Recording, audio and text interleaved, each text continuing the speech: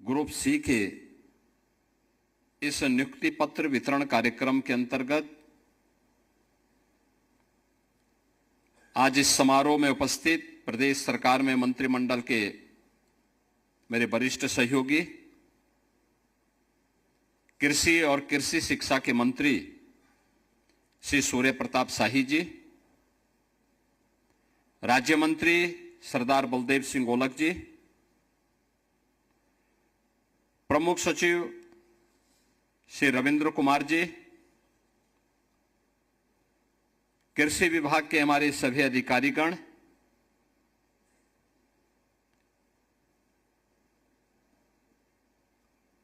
प्रदेश की राजधानी लखनऊ में नियुक्ति पत्र वितरण के अंतर्गत हुए आज के इस कार्यक्रम में उपस्थित सभी अभ्यर्थीगण और प्रदेश के अलग अलग जनपदों में आयोजित कार्यक्रमों में उपस्थित सभी जनप्रतिनिधिगण और अभ्यर्थीगण, उपस्थित बहनों और भाइयों, आदरणीय प्रधानमंत्री जी की प्रेरणा से मिशन रोजगार के अंतर्गत नियुक्ति पत्र वितरण के क्रम में अब आज हम यहां पे कृषि विभाग से जुड़े हुए मंडी सचिव और तकनीकी सहायक के नियुक्ति पत्र वितरण के इस कार्यक्रम के साथ यहां पर उपस्थित हुए हैं। मैं सबसे पहले 3,400 से अधिक नवचयनित आप सभी अभ्यर्थियों का हृदय से उत्तर प्रदेश सरकार का कृषि विभाग का हिस्सा बनने के लिए अभिनंदन करता हूं, हृदय से बधाई देता हूं और आपके अभिभावकों को, आपके माता पिता को, आपके गुरुजनों को भी इस अवसर पर हृदय से बधाई देता हूं। मैं धन्यवाद देता हूं अधीनस्थ सेवा चयन आयोग को, जिन्होंने पूरे पारदर्शी तरीके से नियुक्ति की इस प्रक्रिया को संपन्न किया है, क्योंकि आज के दिन पर पारदर्शी तरीके के साथ नियुक्ति की प्रक्रिया को पूरा करना अपने आप में एक चैलेंज है और उसमें भी बिना भेदभाव के आरक्षण के नियमों का पालन करते हुए योग्य अभ्यर्थियों को उनकी मेरिट के अनुसार नियुक्ति पत्र प्राप्त हो जाए, यह एक अत्यंत चुनौतीपूर्ण कार्य है। लेकिन हमारे आयोग और बोर्ड इसको सफलतापूर्वक आगे बढ़ाने का कार्य कर रहे हैं। हमें इस बात को ध्यान में रखना होगा कि जब हम योग्यतम अभ्यर्थियों का चयन बिना भेदभाव के करते हैं तो उसका लाभ पूरे प्रदेश को मिलता है। उनकी प्रतिभा और उनकी ऊर्जा का लाभ पूरा प्रदेश लेता हुआ दिखाई देता है और यही तो पिछले 9-9.5 वर्ष के अंदर डबल इंजन की भारतीय जनता पार्टी की सरकार की उपलब्धियों में से एक महत्वपूर्ण उपलब्धि भी है। मुझे बताते हुए प्रसन्नता है कि इस दौरान हमारी सरकार ने 9,30,000 से अधिक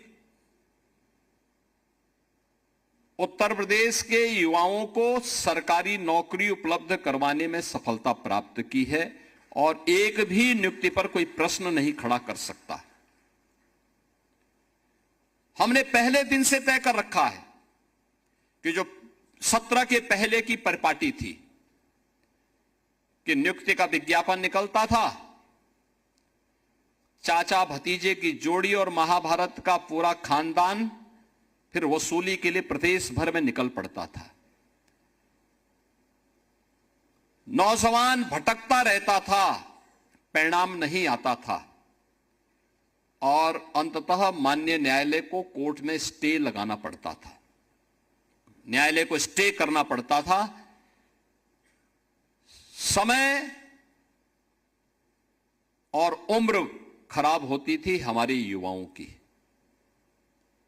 लोग ये मानते थे कि ये युवा किसी लायक नहीं, क्योंकि ये नौकरी नहीं प्राप्त कर रहा है। गलती युवा की नहीं होती थी, गलती उन आयोगों और बोर्डों में बैठे हुए और उस समय की सरकारों में बैठे हुए सरकारी तंत्र में भ्रष्ट उन राजनेताओं की और उन लोगों की होती थी जो बेईमान और भ्रष्ट किस्म के लोग वहां बिठा दिए गए थे।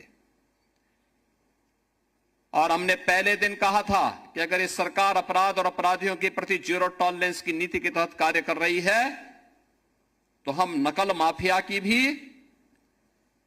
और विभिन्न संस्थानों में बैठे हुए माफिया की कमर को भी तोड़ेंगे और उसके आकाओं को भी हम जमीन आसमान दिखाने का काम करेंगे।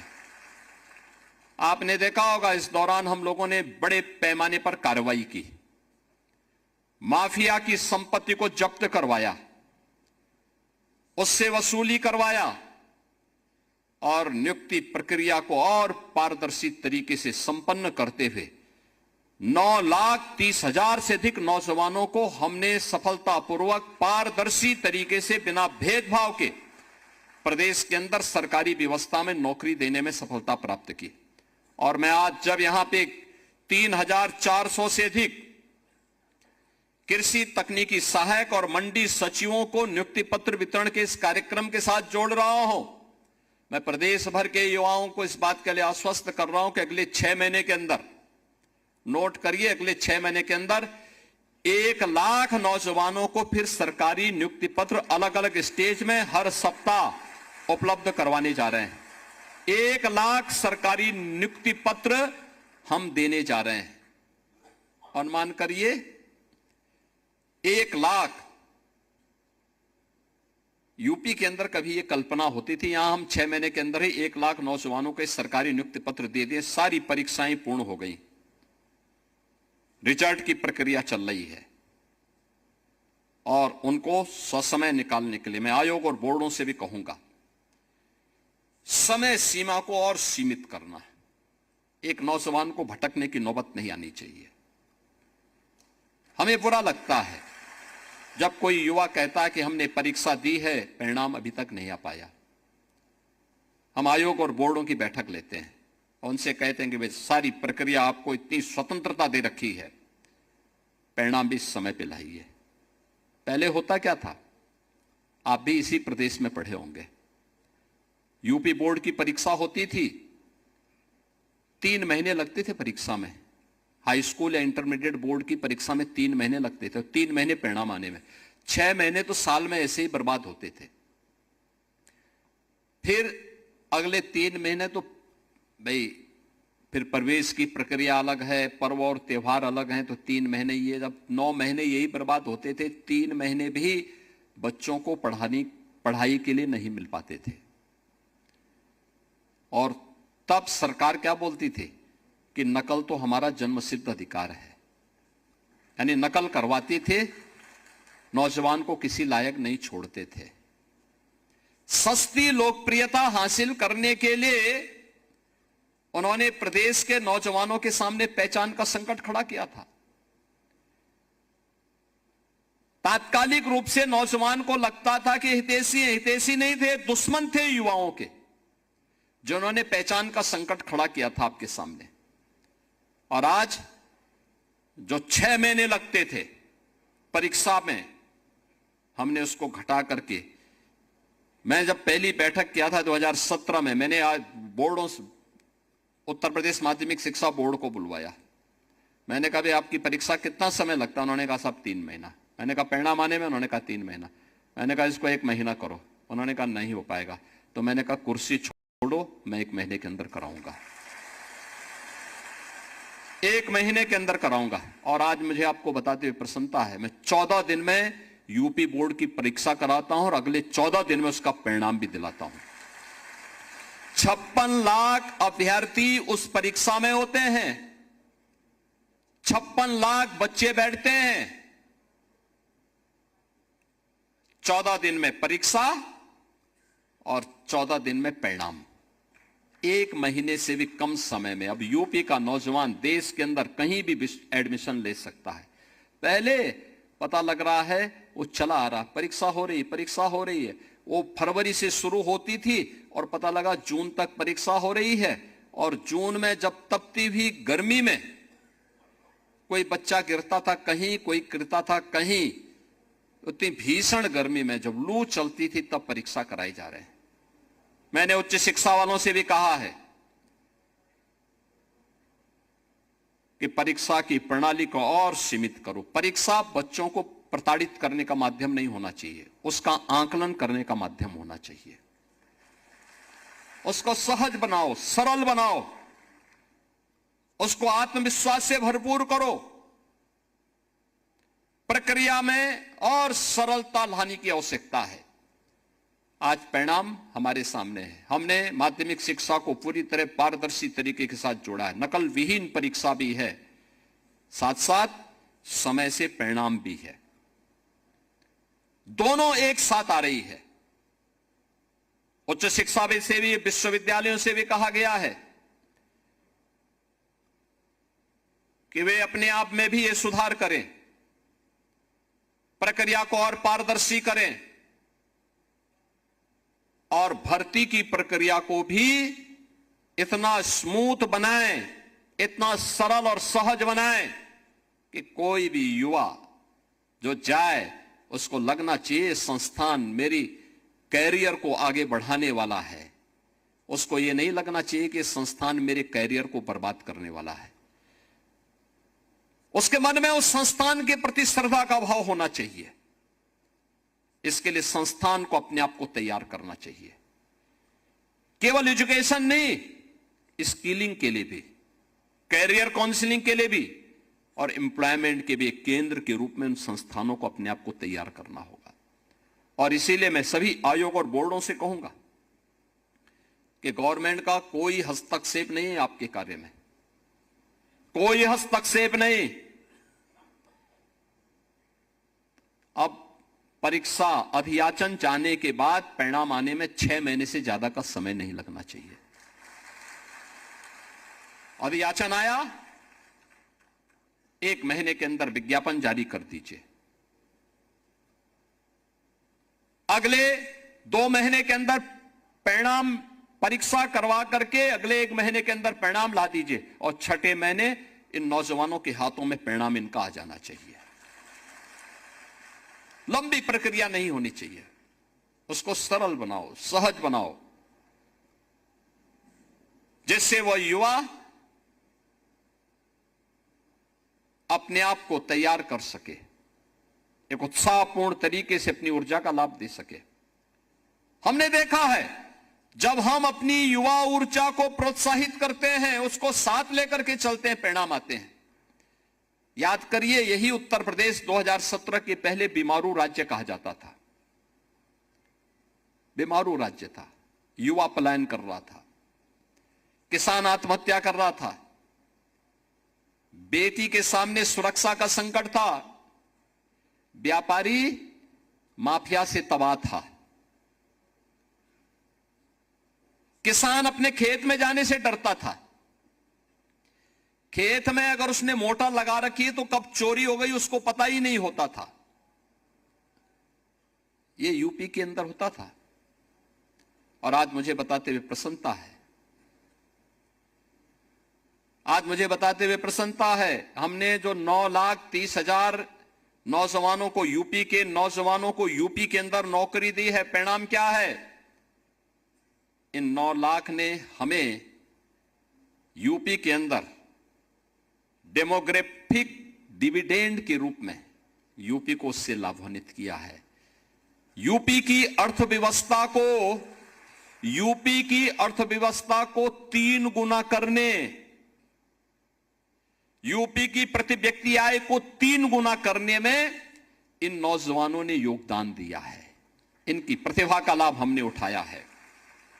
पिछली सरकारें युवाओं के भविष्य के साथ खिलवाड़ करती थी, एक छात्र के जीवन के साथ खिलवाड़ करती थी, नौकरी बंदर बांट करके पैसे के बल पर देती थी।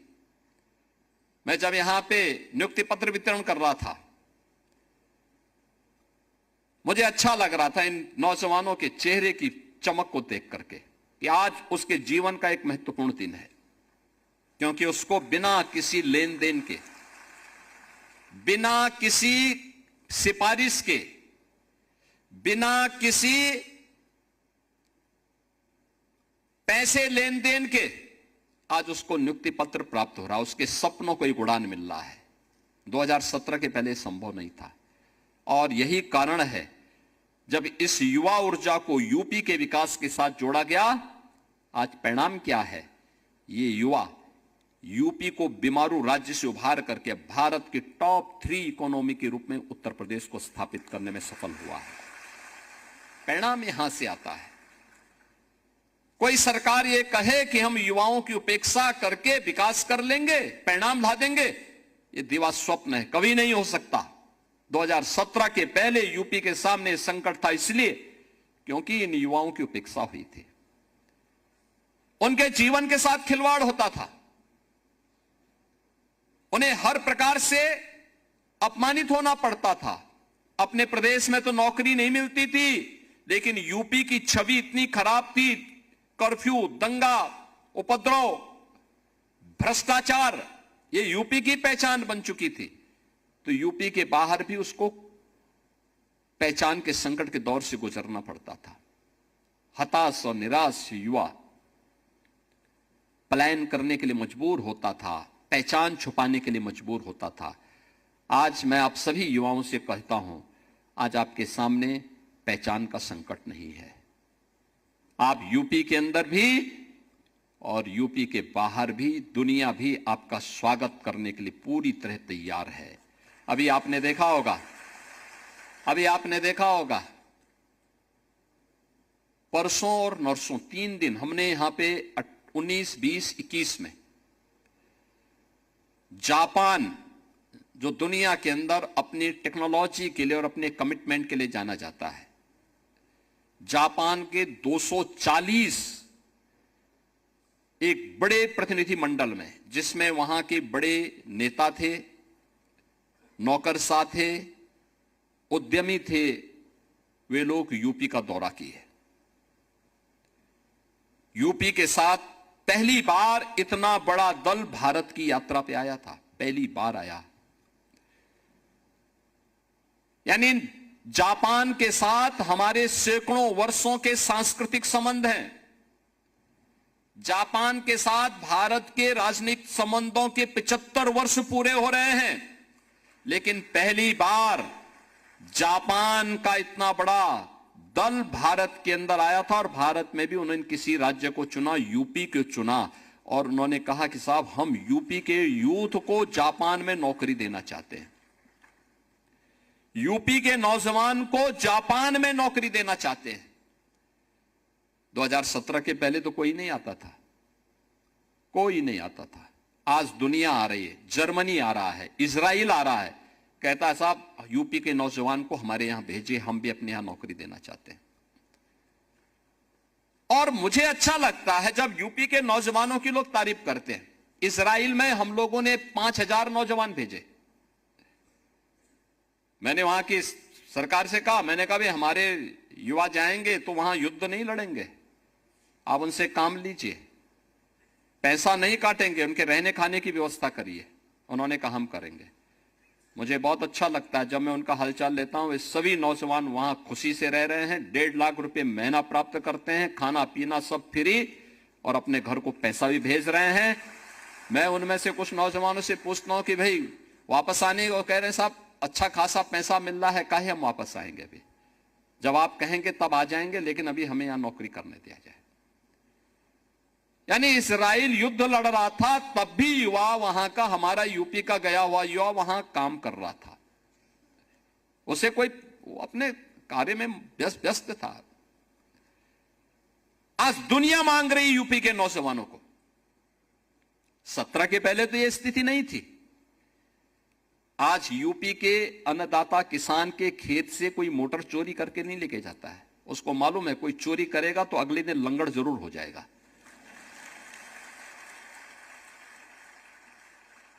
और पहले 17 के पहले तो वह सरकार ही मोटर चोरी करवाती थी। हाँ, वही लोग चोरी करवाते थे। चोर कोई दूसरा थोड़े था, वही चोरी करवाते थे। बिजली देते नहीं थे, बिजली गायब।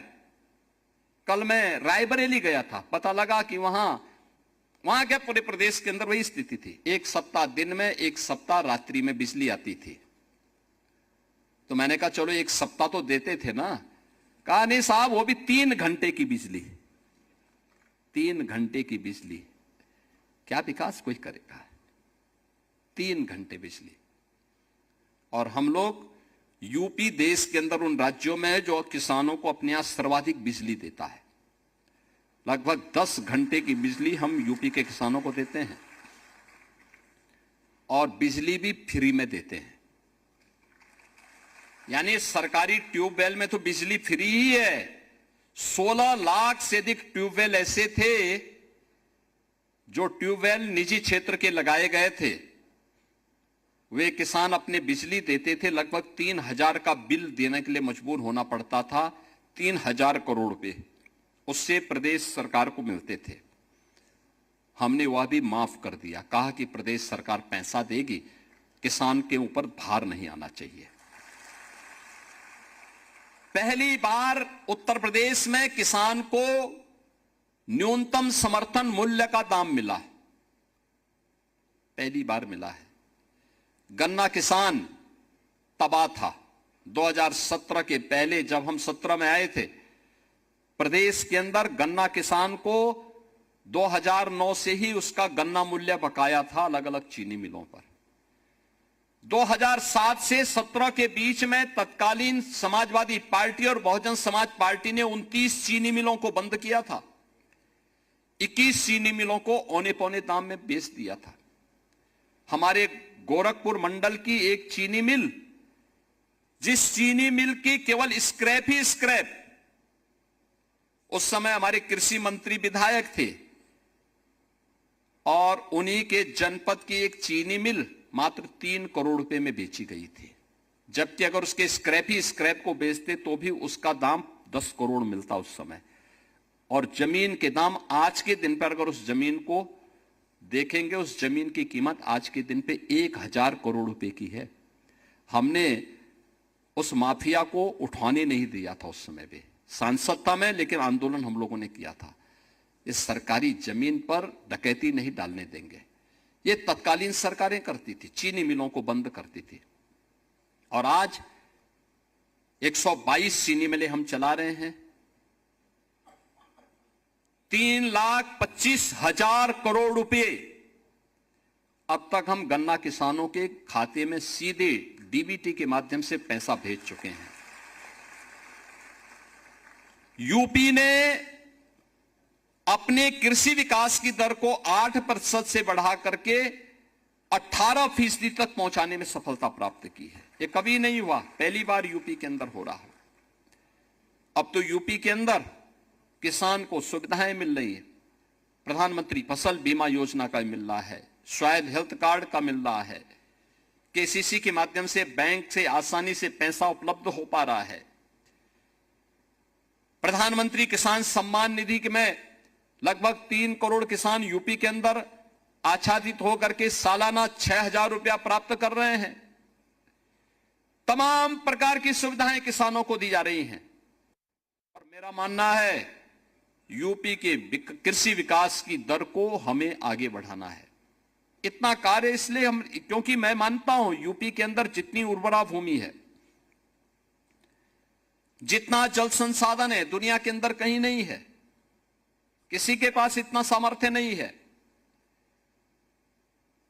और उन स्थितियों में हमें इस बात को ध्यान रखना होगा कि 18% को हम बढ़ा करके 30% तक पहुंचा सकते हैं। यह संभव है। इसके लिए हमें उन्हें अच्छी क्वालिटी के बीज उपलब्ध करवाने पड़ेंगे। और चौधरी चरण सिंह जी के नाम पर लखनऊ में सीड पार्क का निर्माण का कार्य प्रारंभ हो रहा है। समय पे क्वालिटी सीड किसानों को प्राप्त हो सके, लखनऊ में बन रहा है। कृषि विज्ञान केंद्र 17 के पहले किसान कहीं एजेंडे में नहीं था। तत्कालीन सरकार के एजेंडे में किसान था ही नहीं। मुझे याद है 2014-15 में हुदहुद एक साइक्लोन आया था। उसके कारण असमय अतिवृष्टि की स्थिति पैदा हुई थी। साल भर ऐसे ही है जैसे इस बार अल नीनो है, असमय बारिश, अतिवृष्टि, अनावृष्टि। इसके दौर से जब किसान को आवश्यकता होती थी बारिश की, तब बारिश नहीं होती थी, लेकिन जब उसको लगता था कि अब बारिश न हो तब बारिश होने लगती थी।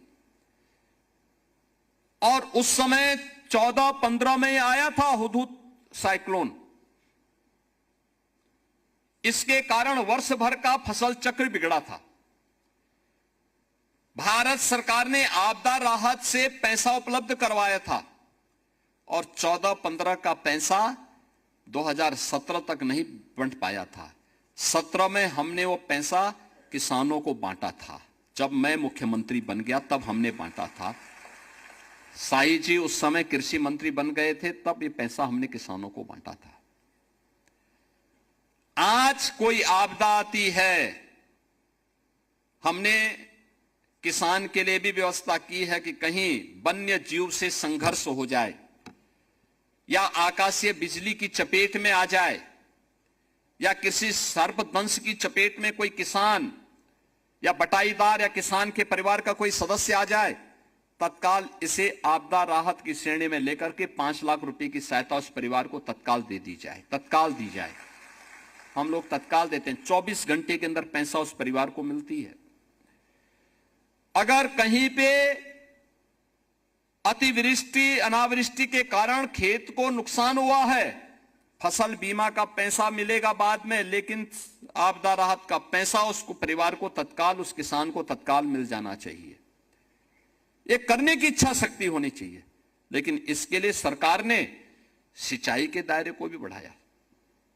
जब पहले किसान एजेंडे का हिस्सा ही नहीं था तो कैसे लोग बढ़ाते? आप सोचिए, हम लोगों ने सबसे पहले 2017 में आने के बाद 2018 में बाण सागर की परियोजना पूरी की। 2.5 लाख हेक्टेयर भूमि को ये सिंचाई की सुविधा दे रही है। फिर हमने अर्जुन सहायक परियोजना को बुंदेलखंड की दिशा से इसको पूरा करवाया। इसने महोबा से लेकर के बांदा तक सिंचाई की सुविधा को आच्छादन बढ़ाया। और बाद में 2021 में हम लोगों ने सरयू नहर राष्ट्रीय परियोजना का कार्य पूरा किया। ये बहराइच से लेकर के गोरखपुर तक 9-10 जनपदों को 14 लाख हेक्टेयर भूमि को सिंचाई के अतिरिक्त सुविधा दे रही है। यह योजना सरयू नहर राष्ट्रीय परियोजना कब बनी थी? 1972 में। और पूरा कब हो रही है? 2021 में हमने पूरा किया। यानी पिछली सरकारों ने कभी इसको महत्व ही नहीं दिया। पिछली सरकारों के एजेंडे में न युवा था न किसान था। और इसीलिए आज जब आपका कृषि विभाग में प्रवेश हो रहा है, मंडी सचिव के रूप में और तकनीकी सहायक के रूप में, मेरी आप सबसे अपेक्षा है मंडी समिति के रूप में मंडी को ऐसा चमकाइए, साफ सुथरा हो, कचरे का निस्तारण हो, जो व्यापारी वहां रहता है वे भी साफ सुथरे तरीके से वहां रहें।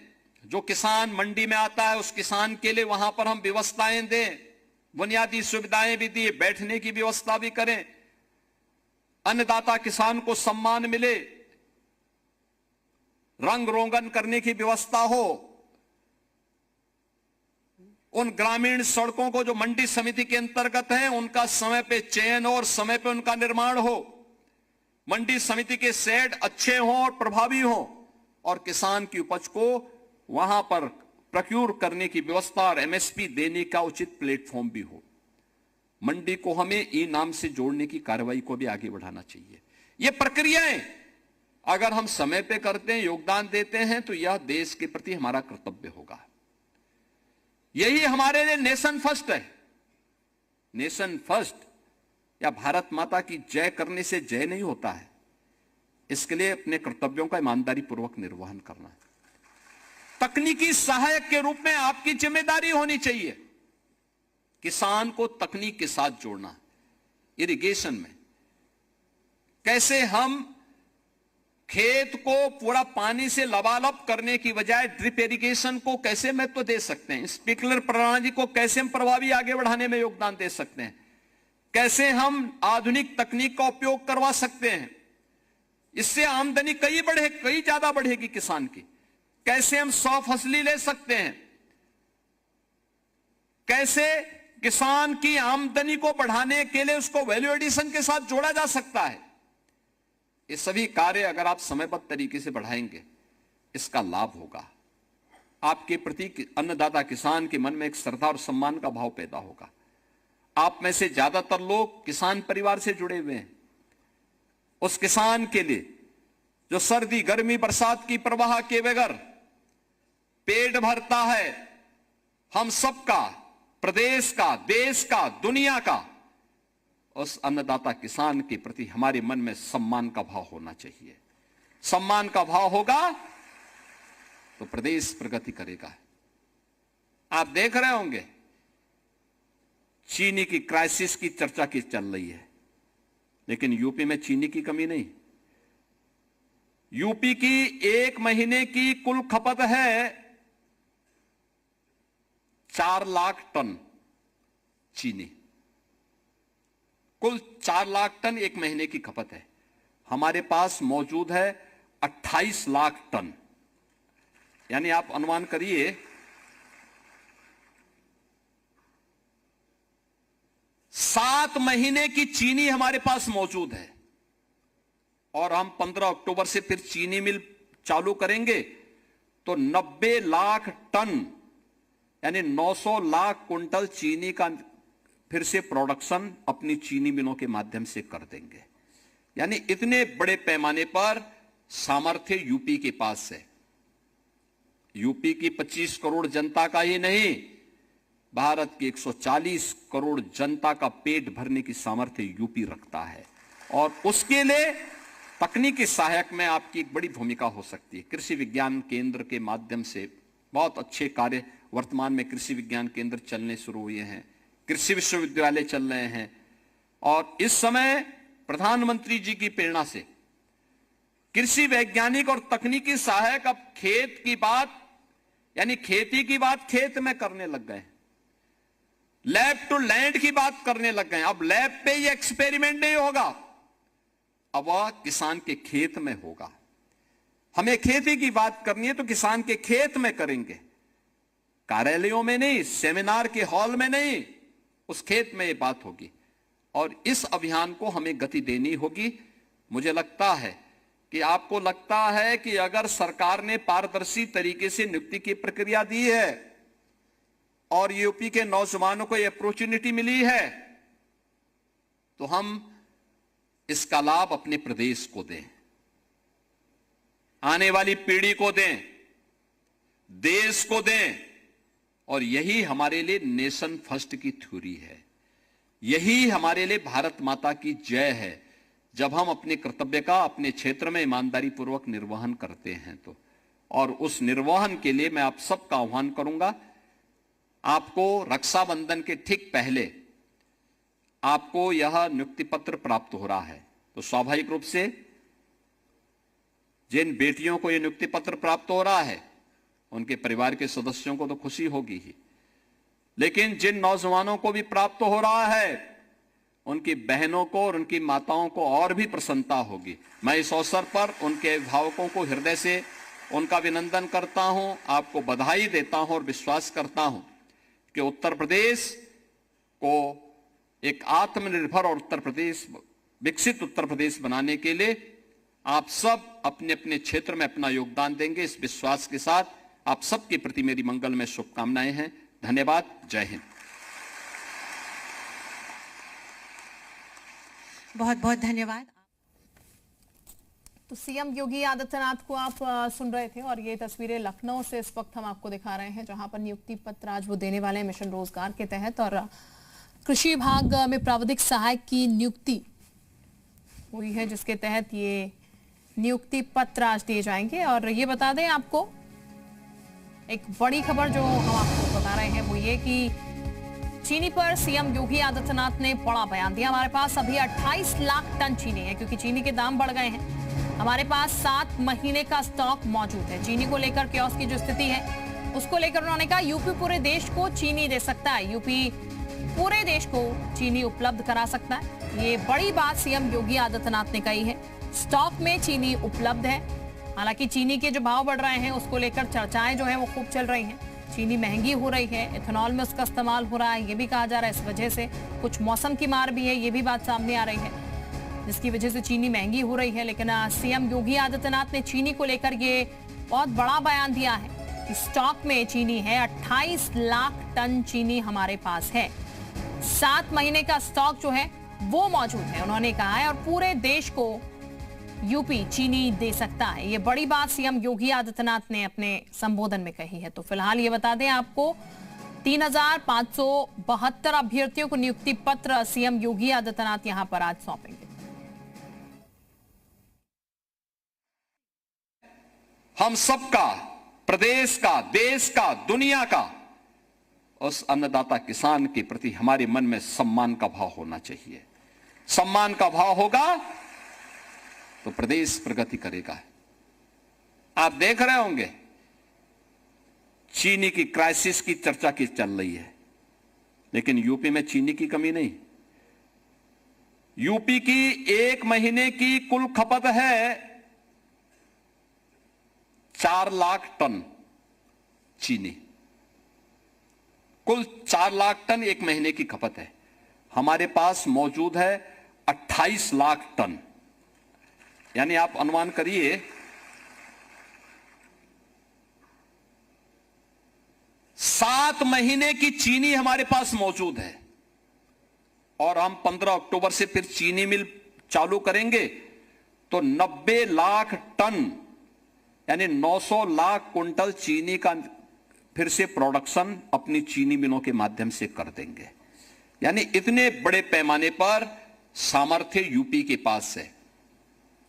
यूपी की 25 करोड़ जनता का ही नहीं, भारत की 140 करोड़ जनता का पेट भरने की सामर्थ्य यूपी रखता है।